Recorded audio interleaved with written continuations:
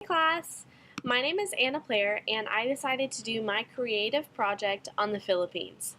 I chose the Philippines because my mom's best friend is Filipino and she has introduced me to so many Filipino and Asian foods that without her I would have never tried before. With my creative project, however, I decided to step out of my comfort zone and actually make the food instead of just eat it. Today I made a traditional Philippine dish called Siopao. Siopao literally means steamed buns that is composed of steamed flour and meat fillings. There's a couple different types of siopao.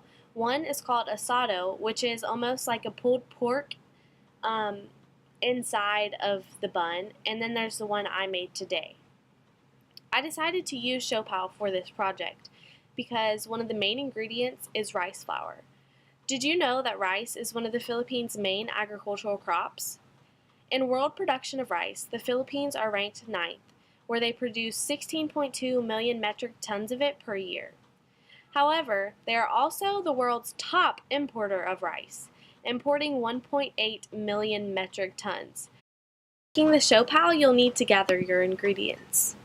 You will need 1 tablespoon of active dry yeast, 1½ cups of lukewarm water, a 1/4 cup of white sugar, 4½ cups of rice flour divided, a 1/2 cup of solid vegetable shortening divided, 1 teaspoon of vegetable oil, 1 large onion diced, 1 clove garlic chopped, 1½ pounds of shredded cooked chicken meat, a 1/4 cup of soy sauce, 2 teaspoons of white sugar, 1/2 cup of diced green onions, 1 pinch of salt and black pepper to taste, and a teaspoon of cornstarch if needed. Fun Philippines fact: some secondary crops within the Philippines are onion and garlic. The Philippines grow both red and yellow onions, but for this project I used a yellow one. To begin with the recipe, you want to dissolve the yeast in lukewarm water. After that, add in the sugar and 2½ cups of the rice flour into the mixture. Once you do this, you want the mixture to set and rise. Mine, however, didn't really rise. It just became fluffy to the touch after about 40 minutes of letting it rest. Once you have waited this long, you add in the rest of the flour and a 1/4 cup of the shortening. Now comes the fun part. Before this recipe, I have never made dough in my life, so to say it was a challenge is a nice way of putting it. So you want to place the dough onto a grease sheet and knead in the remaining shortening. However, my dough wasn't dough at all. It was very crumbly and wasn't turning into the consistency that I needed it to. So I decided to go off course of the recipe and add in a tablespoon of water at a time until it turned into the consistency of dough. This took probably 4 tablespoons for me, but it may just depend. Thankfully though, this helped and I went on with the rest of the recipe. Philippine fact: agriculture within the Philippines is made up with many small farms. The Department of Agriculture there is trying to modernize the technology used within all of the farms as much as possible to try to maximize profit and production. Next with the recipe, you want to heat the vegetable oil on medium heat in a saucepan, adding the diced onions and garlic into the oil so they can saute. After about 5 minutes until the onions are almost translucent, you want to stir in the chicken, soy sauce, 2 teaspoons of the sugar, green onions, salt, and pepper to taste. If your mixture is too juicy, you can add in the cornstarch at this point, but mine was fine, so I didn't need to do that part. Philippine fact: the Philippines are ranked 16th in production of broiler meat, producing 1,250 metric tons this year. Now is the time to create a ball with your dough and split it into about 15 smaller pieces. You want to roll those 15 smaller pieces into balls and then flatten them to the thickness you prefer and about 4 inches across in length. Next, you want to add about a tablespoon of filling into the middle and fold the edges up and pinch them together to seal the top. Now this part was kind of tricky for me. Sometimes the dough would rip and it definitely doesn't look like how it does when my mom's best friend makes them, or when we go to the store and buy them. It didn't look like that at all. But they did taste good, and that's all that counts. The last thing that you want to do with your siopao is cook it. To cook my siopao, I used a rice cooker that had a steaming setting.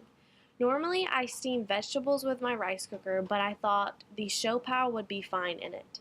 My rice cooker has a buzzer that goes off when it is steamed all the way through, and that's what I use to judge when mine would be done. When they came out, they were a sweet steamed bun, and it tasted great. So let's talk a little bit about the history of agriculture within the Philippines. To begin with, the Philippines are one of the largest island groups in the world.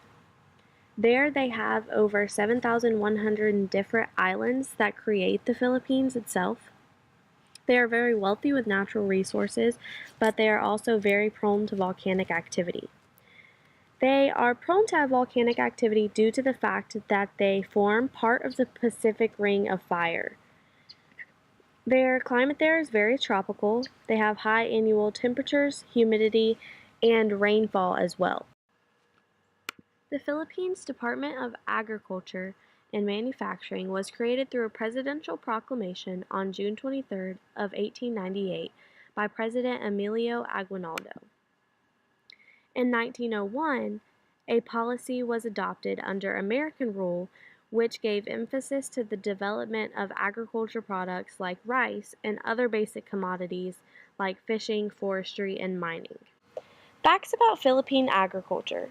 Agriculture in the Philippines involves about 30% of Filipino workers, but only contributes to 12% of GDP. The main agriculture enterprises in the Philippines are crop production, chicken broiler production, and operation of chicken hatcheries, ag services, and hog farming. 9.7 million hectares of land is cultivated, meaning that only 30% of land area is used within the Philippines. The main agriculture products that come from the Philippines are sugarcane, coconuts, rice, corn, banana, cassava, pineapple, mango, chicken, pork, eggs, beef, and fish.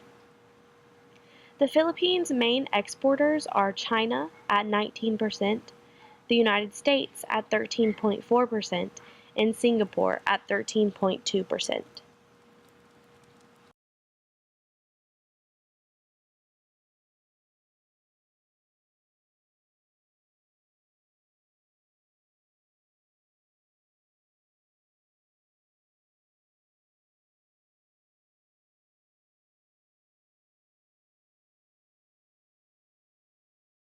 According to the Filipino government, agriculture growth and productivity are often constrained by the high cost of production inputs.